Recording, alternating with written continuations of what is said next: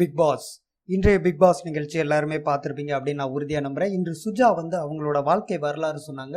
3மே பெண் குழந்தை ஆயிட்டனால வந்து அவங்களோட அப்பா வந்து விட்டுட்டு போயிட்டாங்க அப்படிங்கிறத வந்து சொன்னாங்க. தன்னோட 14 வயதுல இருந்து தான் இந்த குடும்பத்தை ஏற்று நடத்திட்டு இருக்கேன், அதை வந்து நான் ரொம்ப பெருமையாக நினைக்கிறேன் அப்படின்னு சொன்னாங்க. உண்மையில் எனக்கு வந்து ரொம்ப ஒரு நல்ல மதிப்பு வந்து அவங்க மேலே ஏற்பட்டது.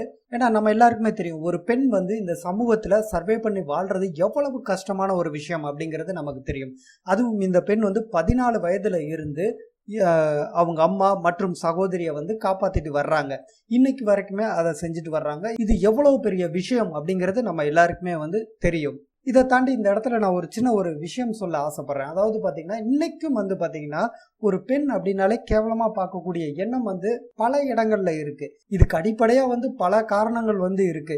சமூக சீர்திருத்தம் அது இதுன்ட்டு நிறைய பேர் வந்து பேசியிருக்காங்க, நிறைய விஷயங்கள் வந்து சொல்லியிருக்காங்க. இதுல இருந்து நம்ம முழுமையாக விடுபட்டிருக்கோம், ஆனால் கிடையாது. பேசிக்காக ஒரு பெண் குழந்தை மேலே ஏன் வெறுப்பு வருது அப்படின்னு நம்ம எடுத்துக்கிட்டோம்னா நிறைய ரீசன் சொல்லிட்டு போகலாம். அதுல முக்கியமான ஒரு விஷயம் திருமணம் அப்படிங்கிற அந்த பகுதி தான். இது சம்பந்தமா நான் என்னோட கவிதை நூல்லலாம் வந்து பாத்தீங்கன்னா இது சம்பந்தமா நிறைய காட்டமா பேசியிருக்கேன். திருமணம் அப்படிங்கிற ஒரு வியாபாரத்துல வந்து ஆண் மாடுகளை விலை கொடுத்து வாங்கிட வசதி இல்லாத அந்த ஏழைகளோட வாழ்க்கையை மாற்ற நீங்க என்ன பண்ண அப்படிங்கிற மாதிரிலாம் நிறைய கோபமான வார்த்தைகள் பயன்படுத்தியிருக்கேன். உண்மையிலே இது ஒரு வியாபாரம் தான். நான் என்ன படிச்சிருக்கேன், என்னோட தகுதி, என்னோட சம்பளம், இதுக்கு ஏத்த மாதிரி நான் வரதட்சணை வாங்குறேன். அப்ப நான் என்ன விற்கிறேன். ஒரு ஆண் வந்து ஒரு பெண் கிட்ட திருமணத்துல விற்கிறான். ஆனா இங்க என்ன கொடுமைனா, பொருளை விலை கொடுத்து வாங்கின அந்த பெண்ணுக்கு வந்து அங்க மரியாதை கிடையாது. இந்த காரணத்தினாலதான் வந்து பல இடங்கள்ல கிராமப்புறங்கள்ல எல்லாம் வந்து பாத்தீங்கன்னா, இப்ப எங்க ஊர் பக்கத்துல இருக்கக்கூடிய கிராமங்கள்ல இது போல அந்த பெண்கள்னாலே, பெண் பிறந்துட்டாலே அவளுக்கு இவ்வளவு வரதட்சணை கொடுக்கணும், இப்படி பார்க்கணும், அதை பார்க்கணும், அந்த கவலையிலே அந்த பெண் மேல வெறுப்புணர்ச்சியை வந்து காட்ட ஆரம்பிச்சிடுறாங்க. உலகத்துல வந்து ஆண் பெண் இரண்டுமே வந்து சமமானதுதான். நம்மளாம் மனிதர்கள் தானே. ஆண் இல்லாம பெண் இல்லை, பெண் இல்லாம ஆண் இல்லை. ஏன் இந்த ஒரு பக்குவம் வரல? இன்னும் அந்த வரதட்சணை அப்படிங்கிற ஒரு விஷயத்த இந்த சமூகம் ஏன் விட்டு கொடுக்க மாட்டேங்குது அப்படின்னு தெரியல. அது ஒரு முட்டாள்தனம் அப்படிங்கிறது ஏன் புரியல அப்படின்னு எனக்கு இன்னும் தெரியல. சரி, அது ஒரு பக்கம் இருக்கட்டும். இன்று வந்து பாத்தீங்கன்னா சுஜா எல்லா விஷயத்திலையும் வந்து ஒரு ஈடுபாடா வந்து வேலை பண்ணாங்க. அதாவது அந்த கேமராவை தொடச்சதா இருக்கட்டும், அந்த வீடை சுத்தம் பண்ணதா இருக்கட்டும், எல்லாத்துலயுமே அவங்களோட ஈடுபாடு அதிகமா இருக்கிறப்ப வெளியில வந்து ஒரு குடும்பத்தை காப்பாத்துறதுக்காக அவங்க சம்பாரிச்சுட்டு வந்து வீட்டுக்குள்ளேயும் எல்லா வேலையும் அவங்க தான் பாக்குறாங்க வீட்டுல இருக்கிறப்ப. அப்படிங்கிறப்ப உண்மையிலே ஒரு பெரிய விஷயமா தான் எனக்கு தோணுது. அதுலேயும் வந்து அவங்க ஒரு வசனம் சொன்னாங்க இன்னைக்கு. அதாவது பிந்து மாதவியும் சிநேகனும் ஒரு இவங்களை முட்டாளாக்கணும் அப்படிங்கறதுக்காக ஒரு சண்டை, சும்மா ஒரு ஃபேக்கா ஒரு சண்டை போட்டாங்க. அந்த சண்டை போடுறப்ப வந்து இவங்க அந்த ஆண்கள் பெட்ரூம்ல போய் இருக்கிறப்ப பிந்து மாதவி வந்து கூப்பிடுறாங்க பெண்கள் பெட்ரூமுக்கு. அப்போ வந்து வந்து உட்காருங்க, இங்க படுங்க அப்படிங்கிறப்ப வந்து எனக்கு பெட்ல உட்காரவே பிடிக்கல அப்படிங்கிறாங்க. ஸோ அவங்களோட குணம் என்ன அப்படின்னா, அந்த பெட்ல உட்காந்து சும்மா சோம்பேறித்தனமா உட்கார்றது பிடிக்கல, ஏதாவது ஒரு வேலை பண்ணிக்கிட்டே இருக்கணும் அப்படிங்கிற மாதிரி ஒரு எண்ணமுடைய ஒரு நபர் அப்படின்னு என் பார்வைக்கு வந்து பட்டது. அதே மாதிரி இன்னைக்கு பிந்து மாதவி சிநேகன் அந்த பண்ண அந்த ஃபேக் ஃபைட் வந்து பார்த்தீங்கன்னா எனக்கு வந்து அது ஈடுபாடே கிடையாது. என்ன அப்படின்னா வந்து ஒருத்தரை ஏமாத்தி அதில் வந்து நான் சந்தோஷப்படுறேன் அப்படின்னா நான் எவ்வளவு கேவலமான குணம் இருக்கிறவன் அப்படின்னு தான் அர்த்தம். அடுத்தவங்களோட துன்பத்தில் என்னோட இன்பத்தை நான் பார்க்குறேன்னா நான் வந்து மனுஷனே கிடையாது.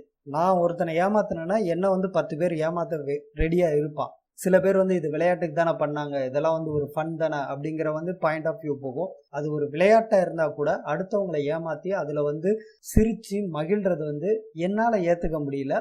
அதுவும் அந்த ஸ்மோக்கிங் ரூம்ல போயிட்டு பிந்து மாதவியும் காயத்ரியும் அப்படியே விழுந்து விழுந்து சிரிக்கிறாங்க, எல்லாம் விழுந்து விழுந்து சிரிக்கிறாங்க.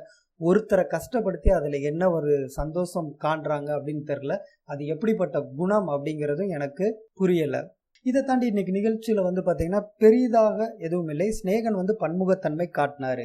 சிநேகன் வந்து ஆரோவ் கிட்ட பேசிட்டு இருக்கிறப்ப சுஜாவன் நரி அப்படின்ட்டு ஆரோவ் கிட்ட சொல்றாரு. அதுக்கப்புறம் அது காயத்ரி மாஸ்டர் சொன்னதை வச்சுதான் நான் வந்து இதெல்லாம் சொல்றேன் அப்படின்ட்டு சுஜாவை பத்தி நிறைய விமர்சனங்களை வந்து முன்வைக்கிறாரு. அதுக்கடுத்து கட் பண்ணா அதே சோஃபால இவர் உட்காந்துருக்காரு, ஆரோவ் மேல பிந்து உட்காந்துருக்காங்க. பிந்து கிட்ட என்ன சொல்றாரு, ஆரோவ் பத்தி குறை சொல்லிட்டு இருக்காரு. அதுக்கப்புறம் ரைசாவை பத்தி குறை சொல்றாரு. கிளப் பார்ட்டி ஷூட்டிங் இது மட்டும்தான் வாழ்க்கை இல்லை அப்படின்ட்டு தத்துவங்கள் எல்லாம் வந்து பேசுறாரு. அது உண்மைதான் அப்படிங்கிற மாதிரி பிந்து வந்து அக்செப்ட் பண்றாங்க. அதுக்கடுத்து கட் பண்ணா பிந்து மறைஞ்சிட்டு அந்த இடத்துல அப்படியே வையாபுரி உட்கார்றாரு. வையாபுரி கிட்ட என்ன சொல்றாருன்னா, ஓவியா போனதுக்கு ஆரோ வருத்தவே படல, அதை வந்து சொல்லிட்டு கிண்டிட்டு இருக்காரு. அடுத்து ஹரிஸ் வந்து இன்னைக்கு புது உறவா வந்தாரு. வந்த உடனே அவர்கிட்ட என்ன சொல்றாருன்னா, ஓவியாவை தக்க வச்சுக்க நான் பயங்கர முயற்சி பண்ணேன் அப்படிங்கிற எல்லாம் வந்து பெருமையா சொல்லிட்டு இருந்தாரு. இப்போ இந்த சம்பவங்கள் எல்லாமே வந்து இன்னைக்கு எபிசோட்ல வந்தது. சிநேகனோட பன்முகத்தன்மை, ஒவ்வொருத்தவர்கிட்டையும் எந்தெந்த மாதிரி வந்து ரூபங்கள் எடுக்கிறாரு அப்படிங்கிறதா. சிநேகனோட ஃபார்முலா என்ன அப்படின்னா, அவர் ஏன் நாமினேட் ஆக மாட்டாரு அப்படின்னா, எல்லாருக்கிட்டையும் வந்து நல்லவனா இருக்கிறக்காக அடுத்தவங்களை வந்து குறை சொல்றாரு. இவர் யோக்கியங்கிறக்காக அடுத்தவனை வந்து குறை சொல்லி டம்மி பண்றாரு. அதாவது டிவைட் அண்ட் ரூல் அப்படின்னு சொல்லுவாங்க இல்லைங்களா. அதாவது ஒரு மாடு 4 மாடு சேர்ந்தா வந்து ஒரு சிங்கத்தால கூட வீழ்த்த முடியாது அப்படிங்கிறனால இவர் என்ன பண்றாரு, யாரையும் சேர விடாம பிரிச்சு வச்சுட்டு அவங்களுக்குள்ள ஒரு பிரச்சனைன்னு வந்தா சமாதானத்துக்கு இவர் தான் போற மாதிரி எல்லாருக்கிட்டையும் தனித்தனியா இவர் வந்து நல்லவனா காட்டிக்கிட்டு ஒரு புத்திசாலித்தனமான ஆட்டத்தை ஆடிக்கொண்டு இருக்கிறார். இந்த ஆட்டத்தில் எப்படியாவது வெற்றி பெற்று விட வேண்டும் என்று அவரோட கனவு பலிக்குமா அப்படிங்கிறது வந்து இனி வர்ற நாட்கள் தான் சொல்லணும். ஏன் அப்படின்னா அதுக்கடுத்து வந்து காயத்ரி மாறவும் பேசினது காட்டினாங்க. இவங்க 2 பேரும் வந்து சிநேகன் மேல பல விமர்சனங்கள் வந்து முன்வைக்கிறாங்க. அதுவும் காயத்ரி வந்து சொல்றாங்க, இப்படி ஒரு மனுஷனா நான் பார்த்ததே இல்லை அப்படின்ட்டு சொல்றாங்க. இதே காயத்ரி வந்து என்ன சொல்றாங்க சுஜா கிட்ட அப்படின்னா, அட்வைஸ் பண்றது ஒப்பீனியன்லாம் கொடுக்கறது எனக்கு வந்து பிடிக்காது அப்படிங்கிறாங்க. இப்படி ஒரு கேரக்டரையும் நாம் வந்து வரைக்கும் பார்த்ததே கிடையாது. ஏன்னா வாழ்க்கையில வந்து எல்லாத்தையும் அனுபவிச்சு தான் தெரிஞ்சுக்கணும்னா 1000 வருஷம் எனக்கு கிடைச்சா கூட நான் எல்லாத்தையும் அனுபவிச்சு தெரிஞ்சுக்கவே முடியாது. அதுவே பத்தாது. ஒரு மனிதனோட ஆயுள் குறைந்த காலம்தான். அந்த ஆயுளுக்குள் நான் சிறந்த வாழ்க்கையை வாழ்ந்து இந்த உலகத்துல நான் இப்படி ஒருத்தன் இருந்தேன் அப்படிங்கிற தடயத்தை விட்டுட்டு போற ஒரு சின்ன விஷயமாவது செஞ்சுட்டு போகணும். அப்போ வந்து நான் அடுத்தவங்களோட வாழ்க்கையில அவங்கவுங்க அனுபவங்கள் இதெல்லாம் இருந்து நான் பாடம் கத்துக்கணும். காயத்ரி மாதிரி இப்படி ஒரு கேரக்டர் நான் இது வரைக்குமே பார்த்ததே கிடையாது. இந்த காயத்ரி வந்து என்ன சொல்றாங்க, சிநேகனை குறை சொல்றாங்க, இப்படி ஒரு மனுஷனை பார்த்தது இல்லை அப்படின்ட்டு. அதுக்கடுத்து ஆரவ் எடுத்துக்கிட்டோம் அப்படின்னா, ஆரவ் வந்து அதுக்கு பதில் சொல்றாரு, வாய் இல்லைன்னா நாய் கூட மதிக்காது அப்படின்ட்டு சிநேகனை பத்தி இவர் சொல்றாரு. ஸோ சிநேகன் மேல வந்து காயத்ரி வந்து ஒரு இம்பாக்ட் கிரியேட் பண்ணிட்டாங்க. சிநேகன் வந்து பொய், வாயை திறந்தா பொய் அப்படிங்கிறாங்க. இந்த மாதிரி விஷயங்கள் எல்லாமே வந்து உள்ள ஊறிட்டனால ஆரவுக்கு எப்பயுமே வந்து பாத்தீங்கன்னா சுய புத்தி அப்படிங்கிறது ரொம்ப ரொம்ப கம்மி அப்படின்னு தான் சொல்லணும். யாராவது ஒருத்தர் உள்ள ஒன்று இன்ஜெக்ட் பண்ணிட்டா அதோட ரிஃப்ளெக்ஷன் வந்து மிக சீக்கிரமே வெளியே வந்துடும். அது ஓவியா விஷயத்திலையும் சரி, இப்போ நடந்துட்டு இருக்கிற விஷயத்திலும் சரி, இதோட ரிஃப்ளெக்ட் வந்து நாளைக்கு வந்து கண்டிப்பாக வந்து சிநேகன் கூட ஏதோ ஒரு பிரச்சனையில் வந்து அவர் ஈடுபடுவார். இன்னைக்கு அது ப்ரொமோ மாதிரி போட்டாங்க, அது உண்மையான சண்டையா இல்லை வந்து ஃபேக்காக போடுறாங்களான்னு நமக்கு தெரியாது. ஏன்னா இன்னைக்கு வந்து சுஜாவை ஏமாத்துறதுக்காக சண்டை போட்டாங்க பிந்துவும் சிநேகனும். நாளைக்கு ஹரிஸை ஏமாத்துறதுக்காக ஆரவும் சிநேகனும் சண்டை போட்டிருக்கலாம், அப்படி கூட இருக்கலாம், யாரு கண்டா. ஆனால் இன்னைக்கு காயத்ரி விதைச்சிருக்கிற விதை வந்து கண்டிப்பாக ஆரவ் கிட்ட இருந்து சிநேகன் மேலே ஒரு நாள் வெளிப்படும். அந்த நாள் எப்போ நடக்கும் அப்படின்னு நமக்கு தெரியல. இன்றைய நிகழ்ச்சியில் எனக்கு முக்கியமாக பட்டது இது மட்டும்தான். மீண்டும் சந்திப்போம். நன்றி.